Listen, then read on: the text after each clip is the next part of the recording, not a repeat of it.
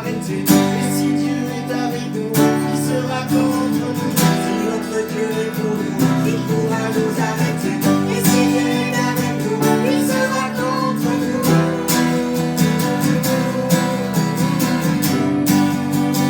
Il sera contre nous.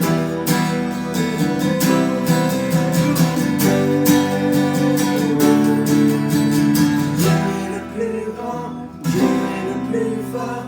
Dieu est bien au-dessus de tout autre. Notre Dieu guérit, puissant il agit, oh Dieu, notre Dieu.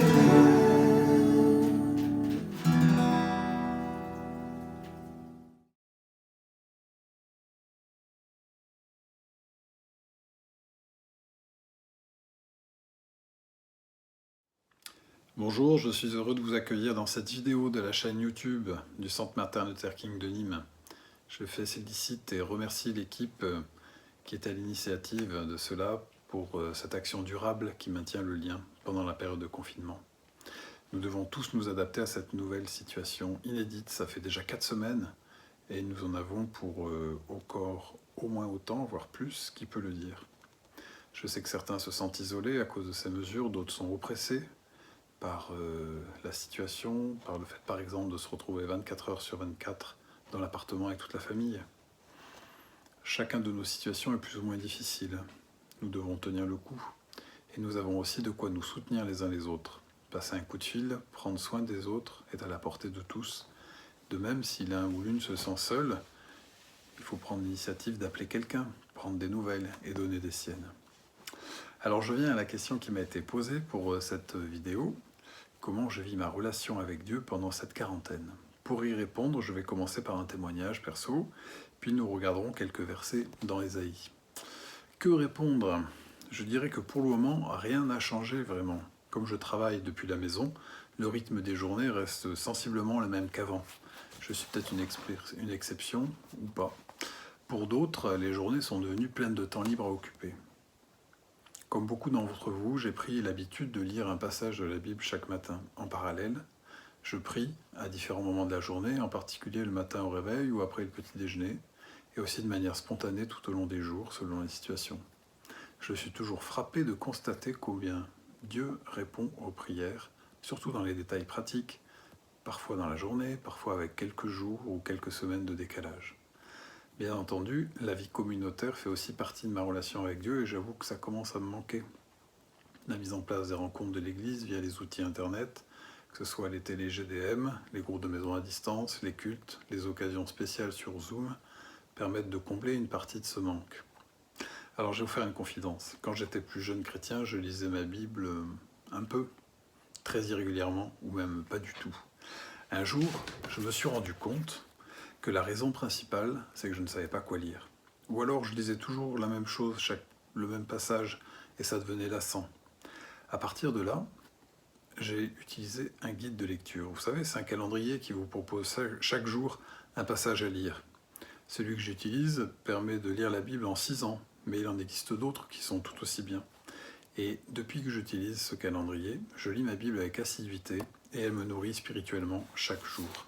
Je suis frappé constamment et je constate régulièrement qu'au travers de ce plan de lecture qui a été établi de manière peut-être arbitraire, en tout cas par des personnes inconnues, au travers de ces lectures quotidiennes, Dieu me parle, m'oriente, répond à mes questions au bon moment. Le plan que j'utilise propose un chapitre par jour plus un psaume. J'apprécie aussi de lire les psaumes chaque matin. Cela m'aide aussi à prier, car la plupart des psaumes sont des prières où on ne fait pas semblant avec Dieu. On lui dit tout.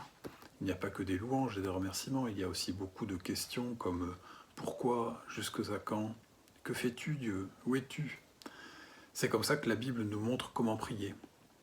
Je ne sais pas si vous avez l'habitude, vous, de lire la Bible chaque jour. Si ce n'est pas le cas, la période de confinement est propice à mettre en place de nouvelles habitudes, de changer nos vieilles habitudes pour en prendre de meilleures. En ce moment, je viens de terminer le livre du prophète Ésaïe. Et ce que je vous propose, c'est de continuer et de voir 3 premiers versets du chapitre 51. Lisons-le ensemble. « Écoutez-moi, vous qui poursuivez la justice, vous qui cherchez l'Éternel. Portez les regards sur le rocher d'où vous avez été taillés, sur la carrière d'où vous avez été tiré. Portez les regards sur votre ancêtre Abraham et sur Sarah qui vous a donné naissance. Abraham était seul quand je l'ai appelé et je l'ai béni et je lui ai donné une grande famille. En effet, l'Éternel console Sion, il console toutes ses ruines. Il rendra son désert pareil au jardin d'Éden, sa plaine aride pareille à un jardin de l'Éternel. On trouvera au milieu d'elle de la joie, de la gaieté, la reconnaissance et le chant des cantiques. Alors je vous propose de parcourir chaque verset. Regardons le premier verset. Écoutez-moi, vous qui cherchez Dieu. Tiens, Ésaïe nous écrit, il parle de nous. Vous qui cherchez Dieu. Ça s'adresse à toi, à moi, n'est-ce pas? Nous sommes tous des chercheurs de Dieu. Écoutez-moi, dit Ésaïe. Et ensuite, il nous dit, portez les regards vers le rocher d'où vous êtes issus. Ah bon? Mais que dit Ésaïe? Je ne suis pas issu d'un rocher, je ne suis pas sorti d'une carrière de pierre. Je ne suis pas fait en cailloux, mais je suis plutôt en chair et en os. Pourquoi Ésaïe dit-il que je suis issu d'un rocher? Un rocher, c'est quelque chose de costaud, d'immuable, quelque chose qui demeure de siècle en siècle à la même place. Nous comprenons qu'Ésaïe utilise une comparaison. Il va nous parler de quelque chose d'inébranlable et de permanent. On pourrait dire une certitude. Quelle est-elle? Il continua en disant « Portez les regards sur Abraham, votre père, et sur Sarah, votre mère. » Qui sont-ils? Un couple particulier. Rappelez-vous, Dieu les a interpellés. Dieu a promis à Abraham qu'il allait bénir tous les peuples, toutes les nations, toutes les familles de la terre, au travers de lui, au travers d'Abraham. Ésaïe nous invite à porter nos regards vers cette certitude. Dieu veut bénir toutes les familles de la terre. Le projet de Dieu continue, il n'a pas changé. Vous noterez qu'Ésaïe fait référence à Abraham et Sarah, hommes et femmes, les deux composants de l'humanité. Chacun est participant dans cette bonne nouvelle. Dieu veut continuer à bénir toutes les familles de la terre. Maintenant, nous avons un rocher encore plus inébranlable qu'Abraham. Ésaïe a vécu environ 8 siècles, 800 ans avant la venue de Jésus. Nous pouvons dire de nos jours, portez les regards vers le rocher, la certitude inébranlable et permanente de l'amour de Dieu qui est en Jésus.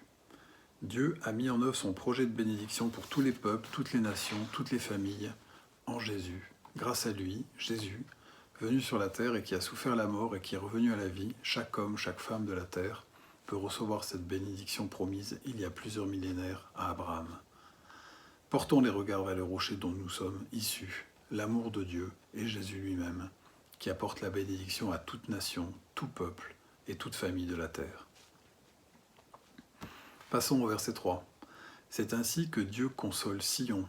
Sion, c'est-à-dire son peuple. Dieu console son peuple. Dieu te console, car tu fais partie de son peuple. Tu es affligé, apeuré, attristé. Tu es perdu ou isolé. Dieu te console. C'est son désir. Reçois la consolation de Dieu pour cette période de confinement que nous traversons. Il console toutes tes ruines. C'est la suite. Ce qui a été détruit ou ce qui est à l'état de ruine, Dieu veut t'en consoler. Es-tu prêt ou es-tu prête à recevoir cette consolation? Continuons. Et il rendra ton désert semblable au jardin d'Éden. Il rendra la plaine aride semblable au jardin du Seigneur. Voyez-vous, avec le confinement, nous vivons une sorte de désert relationnel. Nous sommes éloignés les uns des autres. Mais à contrario, pour ceux qui vivent à plusieurs dans le même appartement, se retrouver les uns sur les autres, c'est vraiment aride. C'est un temps difficile qui nécessite adaptation. La promesse de Dieu, c'est que ce désert peut devenir verdoyant et luxuriant, comme un jardin d'Éden. Dieu apporte sa bénédiction pour consoler, mais pas seulement. Regardons la fin, le dernier verset. On trouvera en elle, en Sion, c'est-à-dire dans son peuple, la gaieté et la joie, la reconnaissance et le chant des cantiques. Voici l'objectif de Dieu pour nous. Nous bénir, nous consoler dans ce temps d'épreuve, car le confinement est une épreuve. Il fait aussi émerger de la gaieté et de la joie dans nos maisons, de la reconnaissance et des chants dans nos appartements, et surtout dans nos cœurs. Voilà le programme de Dieu pour chacune de nos journées de confinement. Alors pour finir, je vous invite à continuer à respecter les mesures de protection, les gestes barrières, et je vous invite aussi à recevoir cette bénédiction d'en haut de la part du Père, de Jésus et de l'Esprit Saint, qui veut continuer à bénir toutes les familles de la terre. et je vous suggère aussi de la partager. Dieu recherche des collaborateurs terrestres pour répandre cette bénédiction. Il te suffit d'utiliser ton téléphone ou ton email pour partager cette bénédiction, cette consolation. Bien entendu, au sein de notre communauté, mais pas uniquement. Nos voisins, nos collègues de travail, nos soignants, nos commerçants ont besoin de recevoir cette bénédiction, cette affection de notre part. Voilà, c'est à vous, c'est à nous. Soyez renouvelés dans la paix. Je vous dis à très bientôt. Au revoir. Merci à tous d'avoir regardé notre vidéo, on espère qu'elle vous a plu. N'hésitez pas à la partager, à vous abonner à la chaîne pour recevoir nos dernières nouveautés. Surtout, prenez soin de vous, restez bénis et à très vite.